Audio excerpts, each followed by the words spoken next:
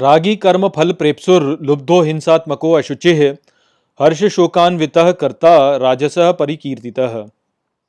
Hello friends, this is the 27th shloka of the 18th chapter of Bhagavad Gita, and today we will understand this shloka in detail. So let's first go over its meaning. So the shloka says, Ragi karma phala prepsur, which means attached to the attainment of the fruit of action.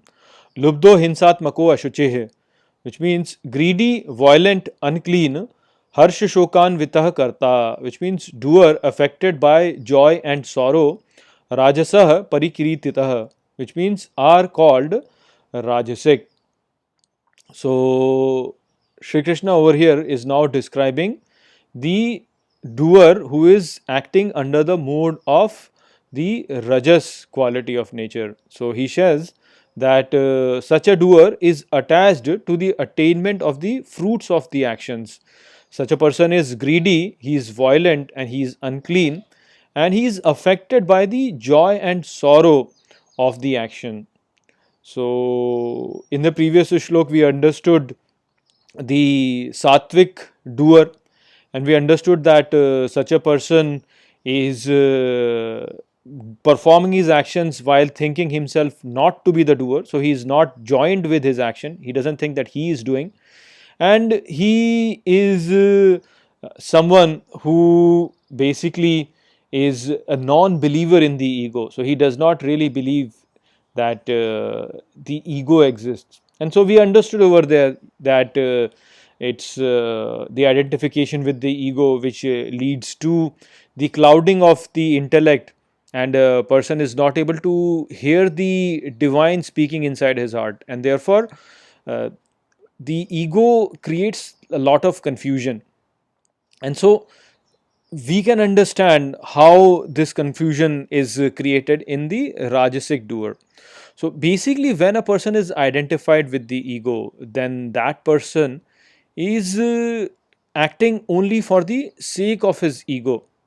He, when he identifies with his ego, then he does not have the access to the divine which is speaking from his heart, and therefore his knowledge becomes very limited.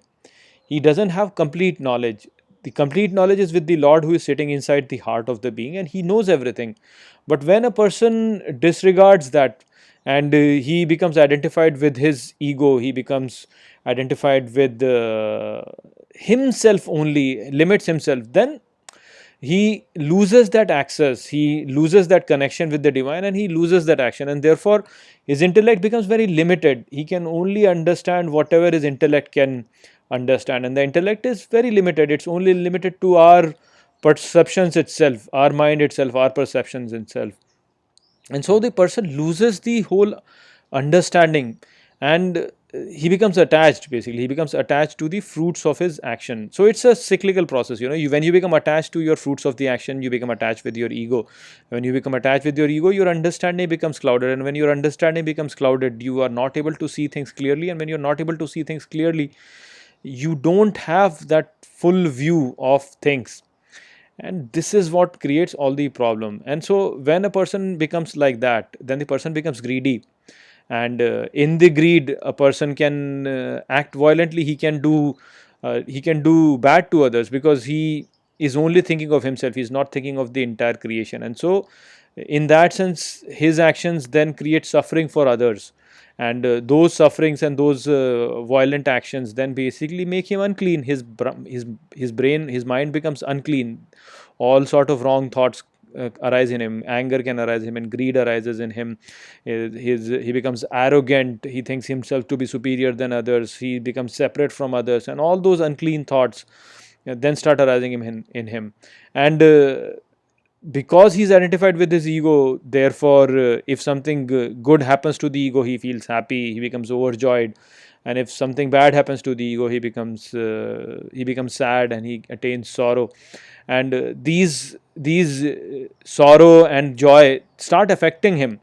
So if he feels joy, then he becomes very excited, and he wants to get more of it. And when he wants to get more of it, he starts to act to attain more of it. And when he attains sorrow, then he starts to get away from it, he doesn't want it, and these things start to affect him. And so it's a cyclical process. He wants to gain more joy, and so he then acts to gain more joy. So there is this selfish action that is there to gain more joy for the self. And if and for the sorrow, he doesn't want the sorrow, so he wants to run away from sorrow, and so he acts in a manner where he can avoid sorrow, so that also becomes a selfish action.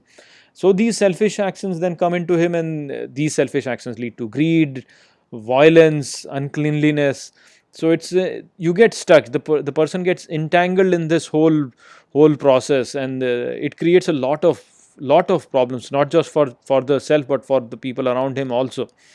And in this way, basically, he gets stuck in this world. So that is what we have to avoid if we want to live a better life.